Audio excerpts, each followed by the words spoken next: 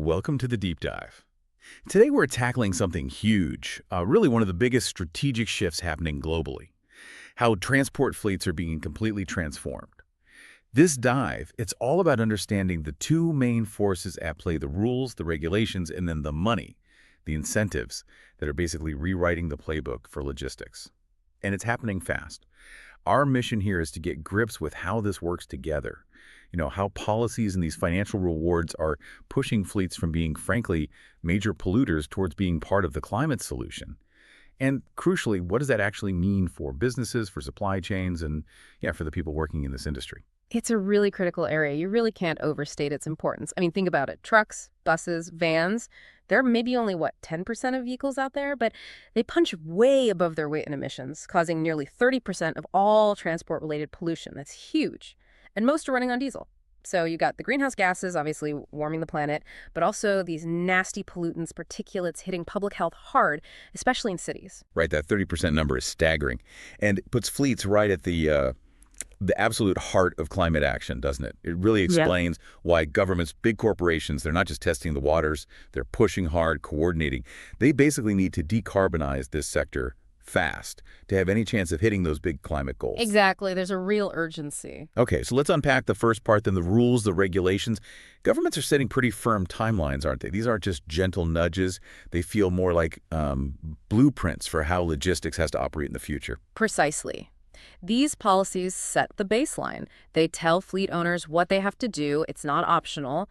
And the first big lever is tighter emissions standards. We're moving really quickly now from just making engines more efficient to, in some cases, outright bans on combustion engines for certain types of vehicles. And those deadlines seem, well, really aggressive. Our sources point to California's Advanced Clean Fleets rule. That's a massive one. It says by 2036, which isn't that far away, 100% of new trucks sold, there must be zero-emission vehicles. Yeah. ZEVs.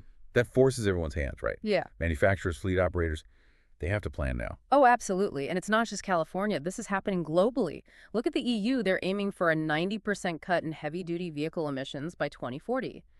These mandates, they fundamentally change where companies put their investment money. Manufacturers have to innovate, pour resources into electric, into hydrogen. And for the fleets, not complying isn't just a fine. It means penalties, yes, but also your existing diesel trucks, they lose value much, much faster. That's a huge financial risk. And it's not just the tailpipe emissions, right? There are also things like fuel economy standards getting tighter. Mandates pushing vehicles to go further on less fuel, which naturally makes hybrids, electrics look, well, more attractive.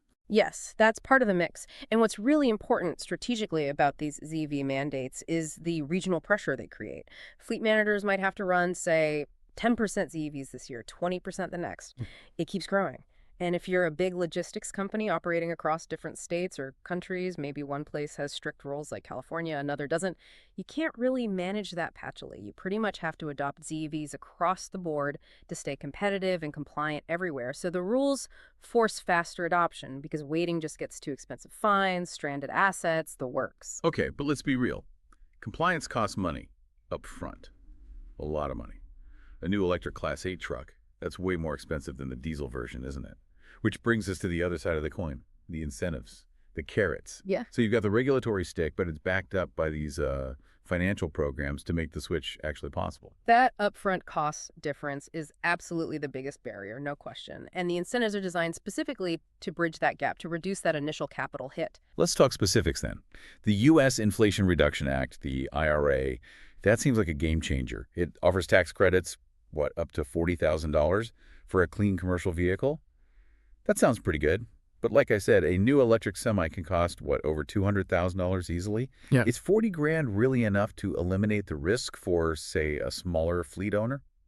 Well, it might not eliminate all the risk, but it's definitely a massive tipping point. That's the goal. $40,000 significantly changes the math. It brings the purchase price down enough so that fleet managers can start looking seriously at the long game, the total cost of ownership, the TCO.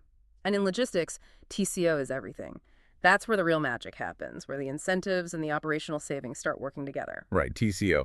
I get the concept, but can you break down where that often quoted 20 to 30% saving comes from? It sounds almost too good to be true. It does sound high, but it's real. And it comes from several places. First, fuel. Electricity or hydrogen over the vehicle's life is usually cheaper per mile than diesel. That get can be significant. Second, and this is huge, maintenance. Think about what you don't have with an electric truck. No oil changes, no complex transmission servicing, no exhaust systems like DPFs.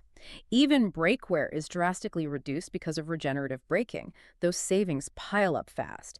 Add the IRA credit on top, and suddenly that higher initial price gets paid back much quicker than you'd think. And it's not just the truck itself getting help, is it? The sources mention grants covering charging infrastructure, even workforce training. Exactly. That's critical. You can't just have the trucks. You need the whole ecosystem. And some grants are really targeted. Think about programs like the NY Clean Truck Program. They can offer grants covering up to 95% of the cost to swap out old, dirty diesel trucks for ZEVs, especially in disadvantaged communities hit hardest by pollution. That kind of support means even a small operator, maybe an independent owner, can actually afford to make the jump. Wow, 95% is huge. We're also seeing things like low-interest loans, sometimes even with loan forgiveness if companies hit certain carbon reduction goals. Yes, further reducing the financial risk. And then there are the non-financial perks, which can be just as valuable. Things like access to restricted city centers, these green zones. Clean vehicles might get priority, maybe avoid congestion charges, get access to faster routes or special loading bays. How does faster access actually translate into dollars and cents for a logistics company? Simple. Time is money. Big money in logistics. If your clean fleet can zip through a low-emission zone while diesel trucks have to pay or take a longer route, or if you can guarantee earlier delivery slots because you have preferential access, you gain a real competitive advantage. You can either charge more for that reliability or just squeeze more deliveries into the day. Either way, it boosts your bottom line. Okay, so it really is this combination, isn't it? The regulations push you, setting the deadline, while the incentives pull you, making it financially smart based on that TCO. It makes going green less about just compliance or image and more of a core business strategy. Exactly right. It's about long-term financial health and competitiveness, not just environmentalism, although the environmental benefits are obviously massive. And beyond that lower TCO, that 20–30% operational saving, there's the customer angle too, right? Adopting clean tech must be a big plus for attracting clients, especially big corporations who are under pressure themselves to clean up their supply chains. Absolutely. That's becoming huge. Many large shippers now require their logistics partners to demonstrate sustainability progress. It's part of their own ESG reporting. And this whole shift is attracting serious money. You mentioned the IRA, but overall, early adopters are tapping into something like, over $13.5 billion in various government funds. That cash injection is fueling innovation, creating whole new businesses around clean transport tech. It pays to move early. And the flip side, if you wait too long, you risk being stuck with diesel trucks nobody wants, assets that are losing value fast. That stranded asset risk is very real now. So the tech is changing, the money is flowing, but this must also mean massive changes for the people involved. The workforce. We're not just talking about learning a few new buttons, are we? It sounds like a fundamental skills shift. Oh, it's pervasive. It touches everyone. For drivers, yeah, it's different. They need to learn about managing battery charge, regenerative braking techniques to maximize range, planning routes around charging or refueling stops. It's a different way of operating. But I imagine the biggest transformation is happening in the repair shops, the maintenance bays. That's where the really steep learning curve is. Technicians trained on diesel engines need entirely new skills for high-voltage battery systems, electric motors, complex control software.